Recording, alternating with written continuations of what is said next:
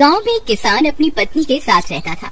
एक दिन वह किसान अपने खेतों की तरफ जा रहा था। तभी उसे एक गड्ढे में से आवाज आती है। अरे ये कैसी आवाज है? लगता है कोई कुत्ते का बच्चा है जो मुसीबत में है। मुझे इसे बचाना होगा, नहीं तो ये मर जाएगा। फिर वह गड्ढे में झांक कर देखता है तो उसे वहाँ एक छोटा सा कुत्ते का बच्चा दिखाई देता है। वह उसे देखकर दंग रह जाता है।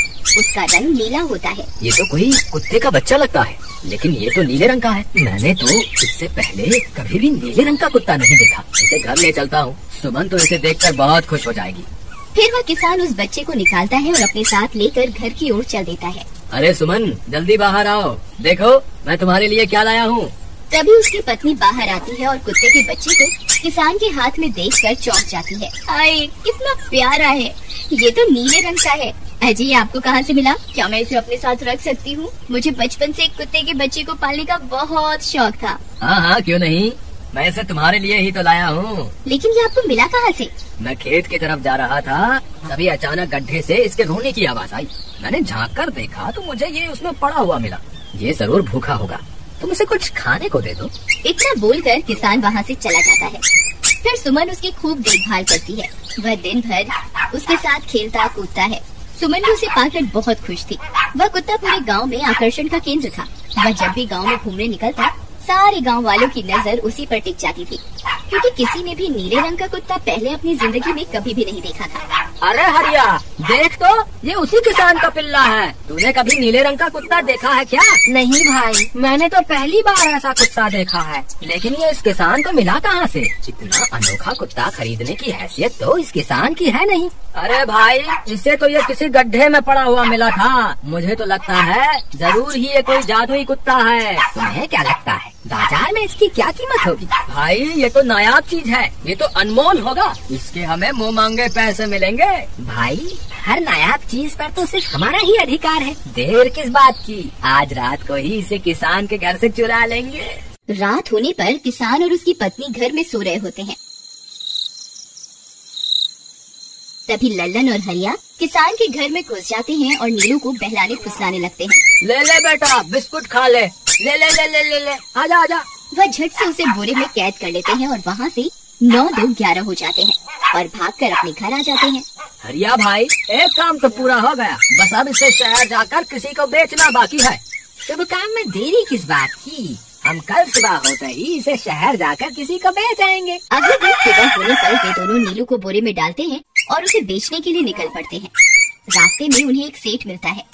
उसे उस बोरे में से अजीब अजीब सी आवाजें आती हैं। अरे भाई, रुको रुको, इस बोरे में क्या भरकर ले जा रहे हो? भाई, ये एक जादुई कुत्ता है। ऐसा कुत्ता पूरी दुनिया में केवल एक ही है। ऐसा कैसे हो सकता है भाई? जरा मुझे भी तो दिखाओ। वह सेठ नीलू को देखकर चौंक जाता है। तुम्हें इसके लिए 100 सोने की मुद्राएं देनी होंगी। ठीक है, मुझे मंजूर है। लो, ये लो तुम्हारी 100 मुद्राएं। आज से ये कुत्ता मेरा हुआ। वहीं दूसरी तरफ नीलू को घर में न पाकर सुमन और किसान परेशान हो जाते हैं। सुमन का रो रो कर बुरा हाल हो जाता है। नीलू, तुम कहाँ चले गए? तुम्हारे बिना मैं कैसे जीऊंगी? वापस आ जाओ ना नीलू। अजी, मेरे नीलू को कहीं से भी ढूंढ कर लाइए। जब तक वो वापस नहीं आएगा मैं खाना नहीं खाऊंगी। ठीक है, तुम रोना बंद करो, मैं उसे ढूंढ कर लाता हूँ। फिर किसान गांव में लोगों से नीलू के बारे में पूछता है। अरे भाई, मैंने तुम्हारे कुत्ते को देखा था। वो लल्लन और हरिया तुम्हारे घर से बोरे में किसी को भरकर ले जा रहे थे। वो अवश्य ही तुम्हारा कुत्ता होगा। फिर किसान भागता हुआ लल्लन के घर जाता है। लल्लन, मुझे पता चल गया है, तुम्ही ने मेरे नीलू को चुराया है। उसे अभी के अभी वापस लौटा दो, नहीं तो मुखिया से कहकर तुम्हें कड़ी से कड़ी सजा दिलवाऊंगा।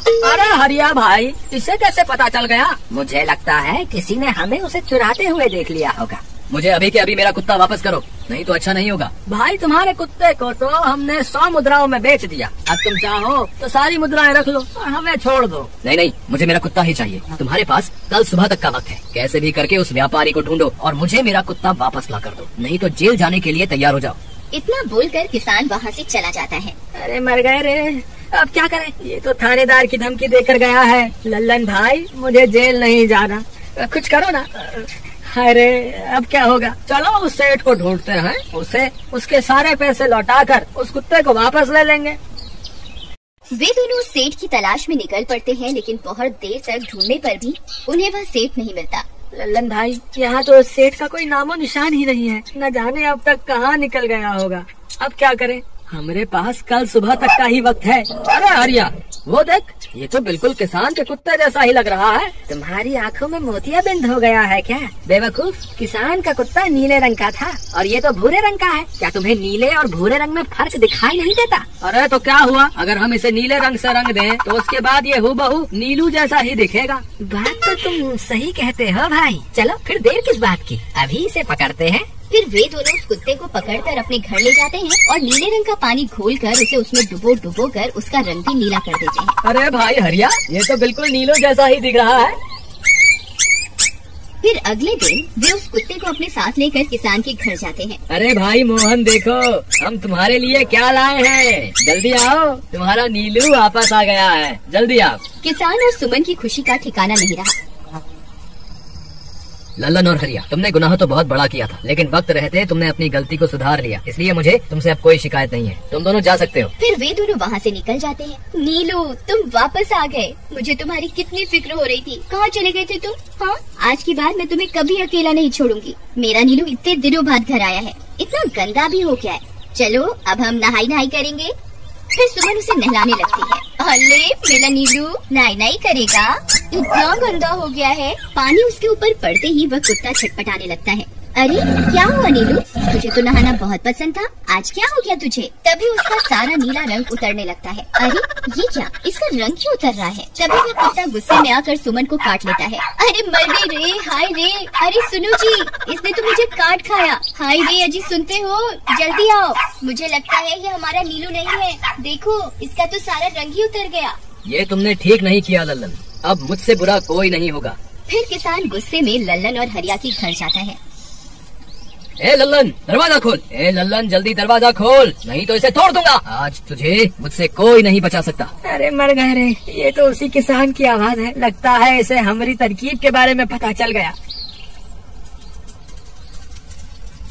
अरे क्या हुआ भाई, इतने गुस्से में क्यों हो? तुम्हें क्या लगता है मैं बेवकूफ हूँ? तुम किसी भी आवारा कुत्ते को नीला रंग चढ़ाकर हमें दे दोगे और हम मान लेंगे कि वो नीलू है। भाई हमें माफ कर दो, हमने उस सेठ को ढूंढने की बहुत कोशिश की, लेकिन उसका कोई नामो निशान नहीं मिला। भाई तुम ये 100 मुद्राएं रख लो, अब इससे ज्यादा हम तुम्हारे लिए और कुछ नहीं कर सकते। अगर तुम चाहो तो हमें जेल भिजवा दो, हम दोनों अपनी गलती की सजा काटने को तैयार हैं। किसान उदास हो जाता है और उनसे 100 मुद्राएं लेकर वापस अपने घर आ जाता है। मुझे माफ कर दो सुमन, मैं तुम्हारे नीलू को नहीं ढूंढ पाया। ये लो, ये 100 मुद्राएं हैं। नीलू को बेचने पर उन्हें इतने पैसे मिले थे जो उन्होंने मुझे दे दिए हैं। उन्हें अपनी गलती का बहुत पछतावा है, लेकिन अब कुछ नहीं हो सकता। नहीं, मेरा नीलू जरूर वापस आएगा। हम एक काम करते हैं, कल सुबह इन 100 मुद्राओं का भोजन खरीदकर गरीबों में बांट देंगे। क्या पता उनकी दी हुई दुआओं से हमारा नीलू वापस आ जाए। अगले दिन सुबह होने पर वे दोनों उन पैसों से गरीबों में भोजन बांट देते हैं और वापस अपने घर की ओर चल देते हैं। तभी उन्हें कुछ आवाजें सुनाई देती हैं।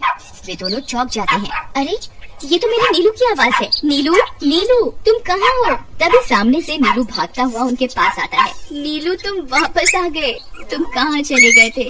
मैं तुम्हारे बिना कितनी उदास हो गई थी। किसी ने सच ही कहा है, दुआओं में बहुत शक्ति होती है।